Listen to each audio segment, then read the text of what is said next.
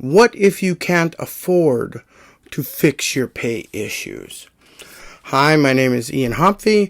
I'm an HR consultant.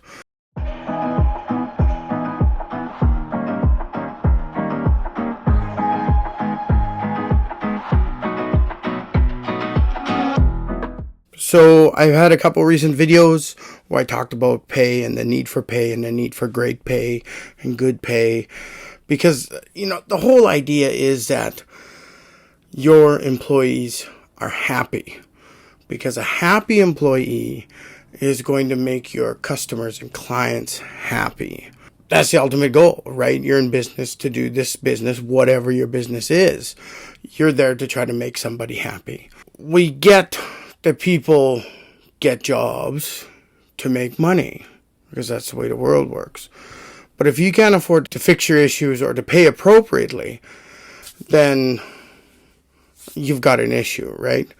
In a perfect world, you would do a proper examination of your organization before doing any hiring at all. And that's like what positions you actually need, where do you actually need help to augment yourself as the business owner, like those sorts of things. It would be nice if you had done that before you hired. And if you got questions about that, throw it in the comments. Maybe I'll try to answer.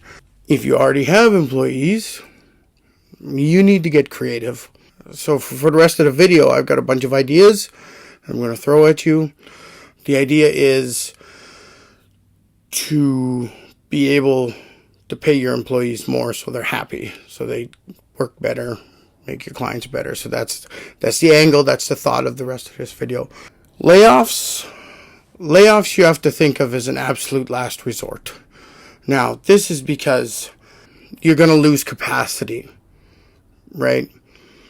Your organization's ability to do a job effectively and to grow, in most cases, depends on how many employees you have. So as soon as you lay off employees to save money or to fix the budget in some way, you're actually cutting your legs out from underneath you. The idea is to keep the capacity. You need to have the employees to do the work. As soon as you start cutting employees, this quarter or this year, you look good because you saved a bunch of money.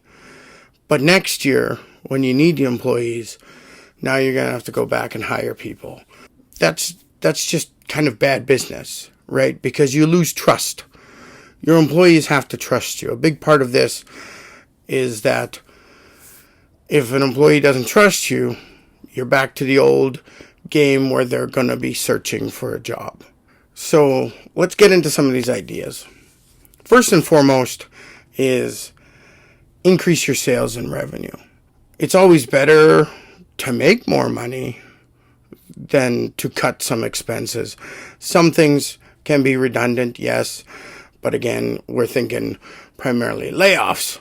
At this point, you may shift some employees that you have from the tasks they're doing that aren't revenue generating.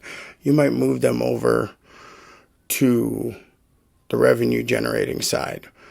And if you're in some sort of organization where sales are a big thing and you have employees doing sales, it's okay to give bonuses to your sales team because your sales team create the lifeblood of your organization. Without the sales team trying to get new clients in, your business is going to fail.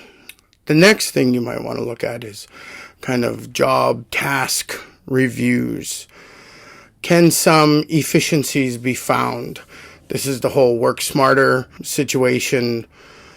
Could there be improvements to systems and processes and programs you use? Could something be changed to make things more streamlined so that employees can actually get more done in the same amount of time?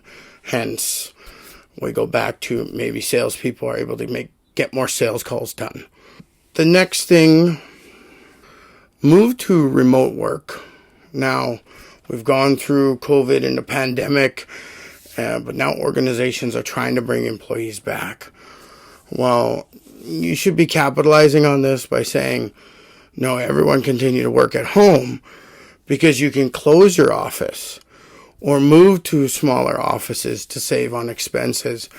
Imagine if you own a building, you might be able to start renting that space out instead of utilizing it yourself, or even selling that building to give your company a cash injection to help everybody work from home better.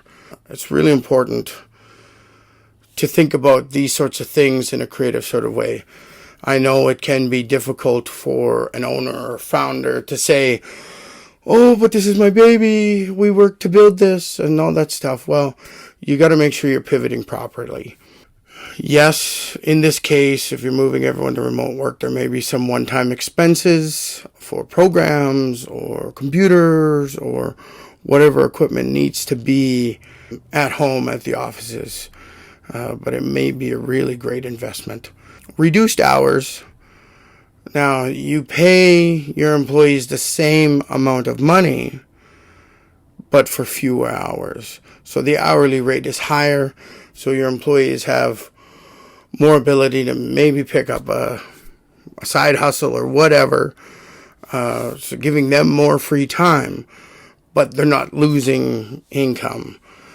So it's kind of nice. You're helping them be a little bit more happy, giving them more time to be with friends and family or to do their side hustle. So maybe you might switch from 8-hour days to 7-hour days. Or maybe if you're already doing 7s, you change it to 6s. The only thing with reducing the hours and things like that, you might want to shift to more of a task-based setup. Yes, you're paying them for this amount of hours, but you're more concerned are the tasks getting done? And that means you don't have to monitor them as much. You just, when the task is done, you see when the task is getting done.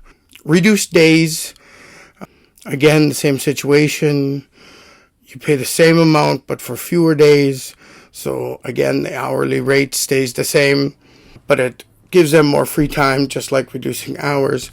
So maybe instead of doing Monday to Fridays, you now do Monday to Thursday or Tuesday to Friday, depending on your business. I know my family used to own a laundromat, and we would close on Mondays.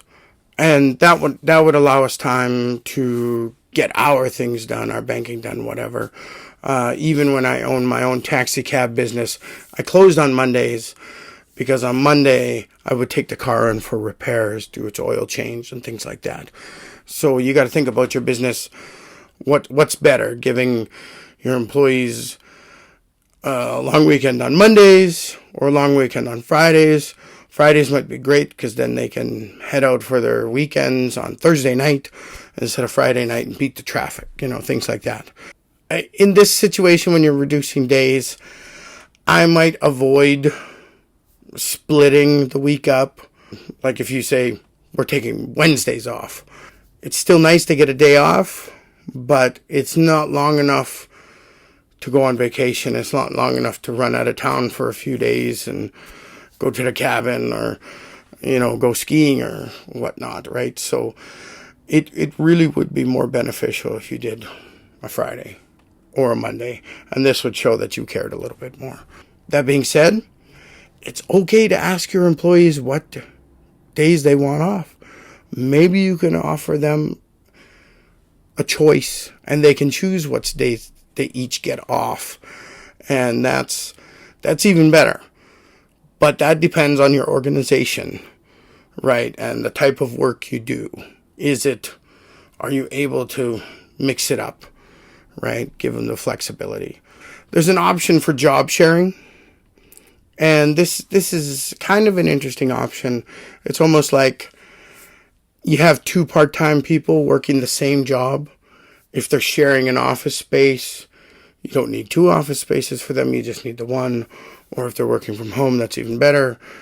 But 2 people doing the same job, half days. Maybe you could split the days. Someone always does mornings. Someone always does afternoons. This might be helpful for single parents and people caring for, an elderly parent or something like that. It might work out. Or maybe they do 2 days and 3 days, or maybe in this case you actually have them do 3 days each. So your business or organization might be open 6 days as opposed to only 5 days. Now, when you think about doing this, we kind of think about the work fatigue, right? The burnout. If we're working less hours, less days, working from home, having more efficient tasks, it's allowing us to be less stressed. And an employee that's not stressed is a happy employee.